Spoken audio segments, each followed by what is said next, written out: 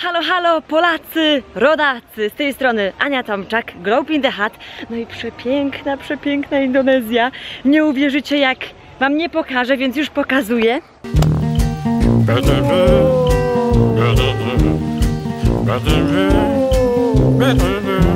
No i ja w tej przepięknej Indonezji mieszkam, egzystuję już ponad rok, prawie 1,5 roku, także naprawdę bardzo sporo. Muszę tutaj uważać, bo są tutaj wielkie pola i wielkie wyrwy, wszystkie kulisy Ramadanu. Właśnie dzisiaj, w dzisiejszym odcinku Globe in the Hat serdecznie zapraszam, także zaczynamy!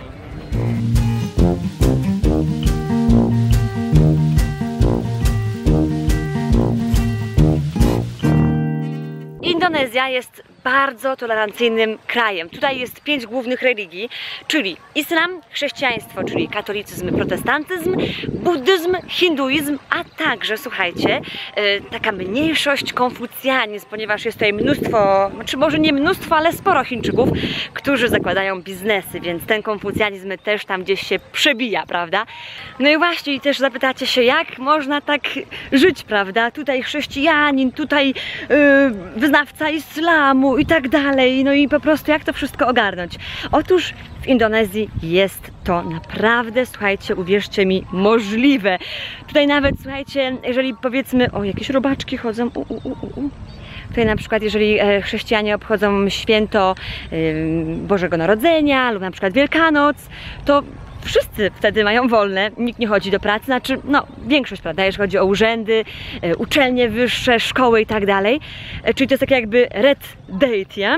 Czyli takie czerwone święto w kalendarzu. No i tak samo, słuchajcie, jeżeli to jest, powiedzmy, ten Ramadan i na przykład oni świętują Idul Fitri, czyli takie oficjalne zakończenie Ramadanu, kiedy oni się odwiedzają, jedzą, spędzają czas z rodziną. Też oczywiście to jest naprawdę bardzo ważne święto, więc wszyscy, słuchajcie, je obchodzą. Może nie obchodzą, ale w takim sensie, że mają wolne i do pracy nie chodzą.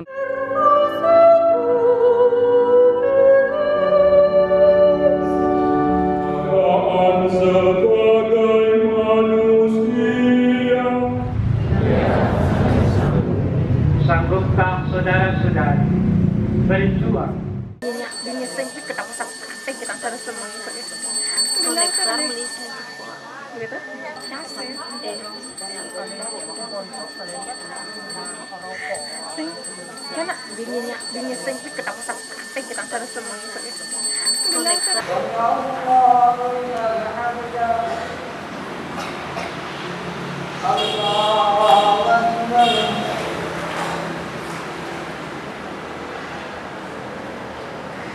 Ale jeszcze jedna bardzo ważna kwestia. Otóż tutaj w Indonezji każdy Indonezyjczyk musi mieć taką adnotację w swoim dowodzie, jakiej jest religii, jaką religię wyznaje.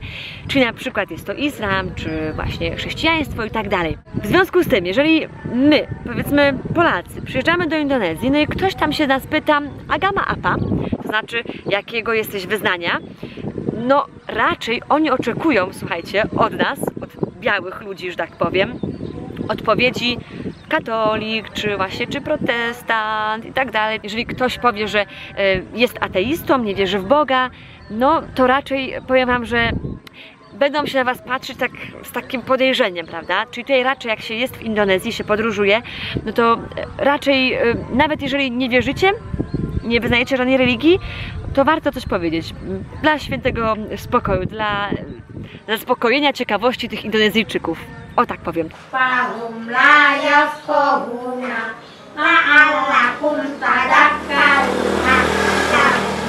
No i Ramadan. Modlą się muzułmanie częściej. Wiadomo, że modlą się 5 razy dziennie, prawda? Ale te modlitwy są dłuższe, intensywniejsze.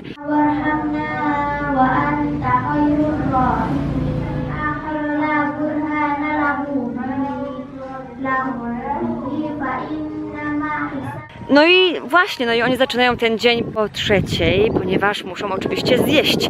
Później mogą spożywać te posiłki po godzinie 5:00 wieczorem.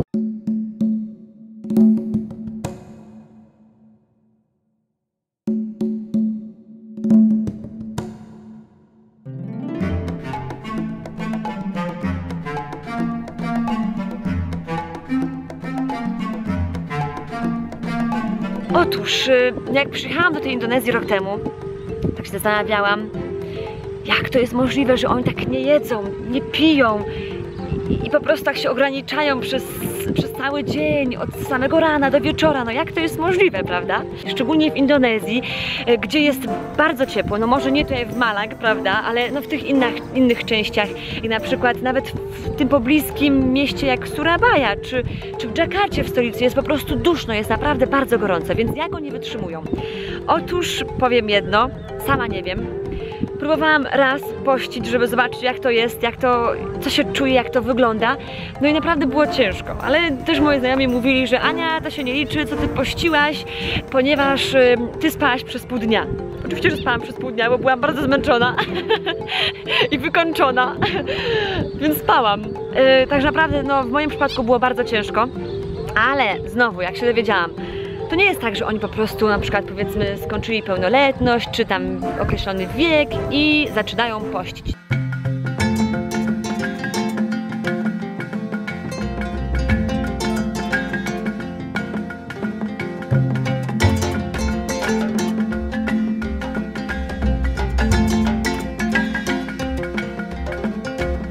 Oni, słuchajcie, się szkolą już od małego, czyli powiedzmy jak się już jest dzieckiem, ma się te 7-8 lat, no to na przykład zaczyna się od takiego poszczenia, że nie pije się, że nie je się powiedzmy cały dzień, ale pije się wodę. Albo powiedzmy pości się od godziny 12, to już jest drugi dzień Ramadanu.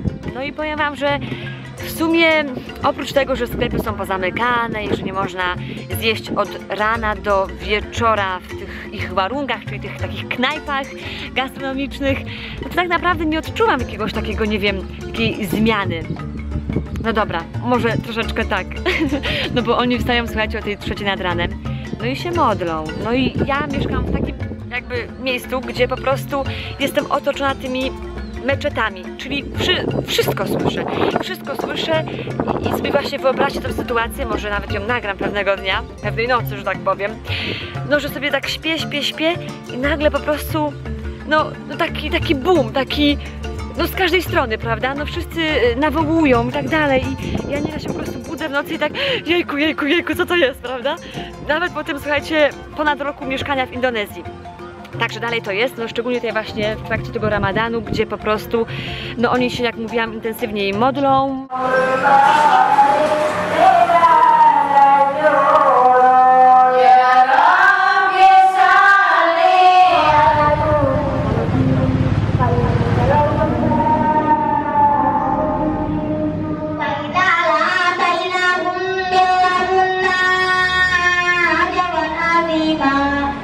Z jednej strony ludzie stają się lepsi w trakcie tego Ramadanu, ale z drugiej strony jest to też czas takich złodziejaszków, no bo tutaj wiadomo, że oni w ciągu dnia nie jedzą, nie piją, ale wieczorami za to wychodzą masami na ulicę i tam po prostu spożywają i jedzą i konsumują wszystko, co się da.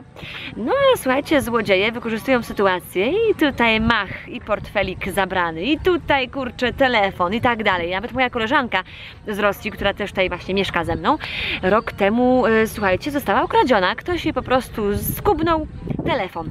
Także naprawdę trzeba uważać, bo po prostu wiadomo, że są dobrzy muzułmanie, ale są też muzułmanie, którzy wykorzystują sytuację i którzy nie mają takich czystych, dobrych intencji.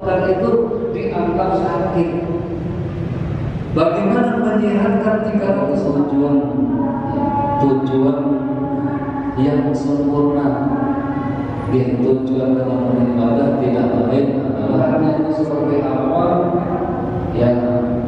Ja już, słuchajcie, mało wracam, bo naprawdę myślę, że tutaj niedługo będzie padać i tak dalej, więc malutku tak sobie tutaj zmierzam do swojego domu.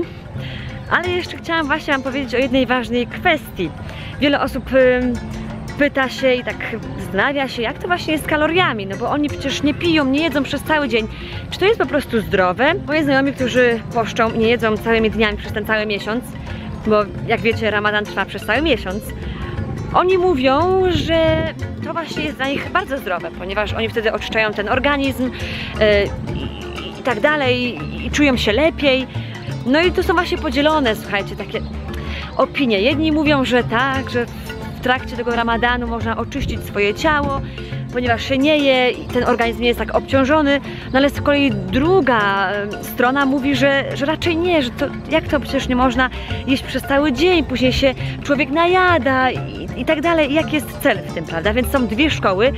Nie wiem, którą, słuchajcie, szkołę przyjąć, aczkolwiek no z mojego punktu widzenia to no ciężko, naprawdę, ja ich podziwiam, że oni tak po prostu mogą wytrzymać, że nie jedzą, że nie piją i tak dalej, no ale naprawdę, jeżeli chodzi o jakiś tam dyskurs, jakąś dyskusję głębszą, myślę, że powinnam się zapytać doktora, no i też nie wchodzić może w szczegóły, bo oni się w tym wychowali, oni w tej kulturze i tych tradycjach żyją, to jest ich religia, oni akceptują moją religię, więc ja po prostu powinnam też akceptować i akceptuję ich założenia.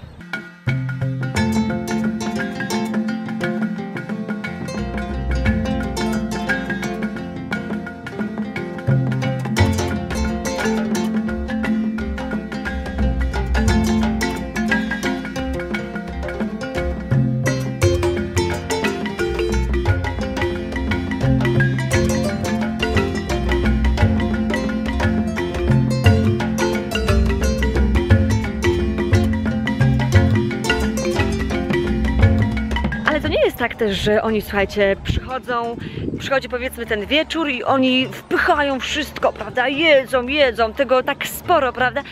Nie, to nie jest tak. Oni, słuchajcie, też mają ten umiar. Przede wszystkim słysząc te nawoływania muezina z minaretu, oni, słuchajcie, czekają właśnie, jak on skończy, modlą się i wtedy jedzą 2 bądź 3, no zapomniałam.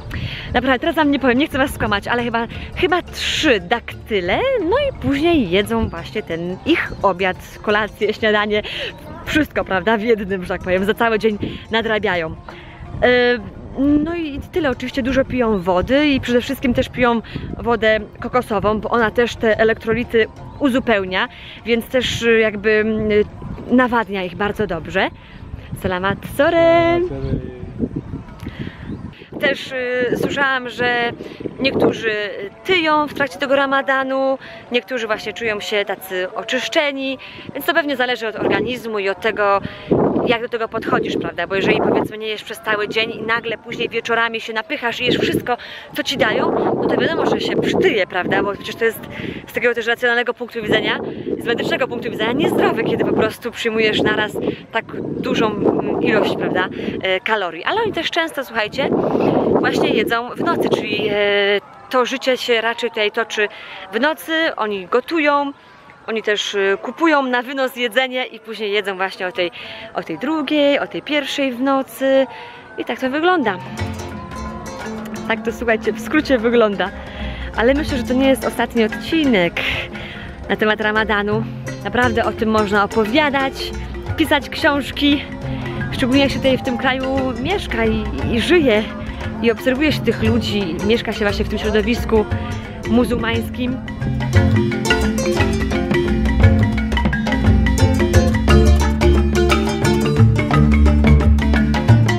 Także to była Ania Tomczak z Globe in the Hut. Serdecznie dziękuję. Wszystkiego dobrego dla was życzę i pozdrowienia z Indonezji. Słuchajcie, trzymajcie się cieplutko, a ja na pewno się... O, tutaj znowu pan jedzie, a i się rozjeździli i tutaj jedzie, oj.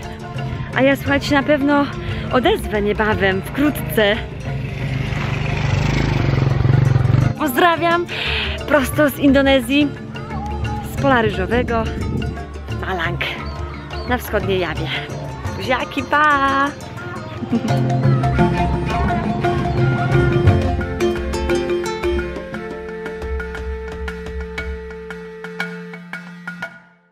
Tak tutaj patrzę na te chmury, że chyba będzie padać, słuchajcie. Jest maj, połowa maja, jest niby pora sucha, a tutaj, słuchajcie, w Malang, gdzie mieszkam, naprawdę codziennie pada, jest zimno, wieczory są bardzo zimne, w nocy muszę się przykrywać 2 kocami i spać w skarpetkach, także to nie jest taka aż ciepła bardzo Indonezja, bo faktycznie tutaj w Malang jest troszeczkę chłodniej, tutaj nas jakby góry przykrywają i tak dalej, więc ten klimat, ta pogoda jest troszeczkę inna, a ja sobie tutaj właśnie pozwoliłam troszeczkę usiąść, żeby odsapnąć, bo ja tak krążę, nagrywam, więc jakiś mi się odpoczynek też należy, nie?